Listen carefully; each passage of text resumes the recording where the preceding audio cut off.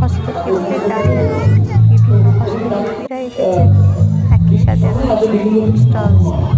সঙ্গে একটা বিষয় চলছে, গান বাজনা, খাওয়া দাওয়া, আড্ডা, বই হট্টগোল। তাই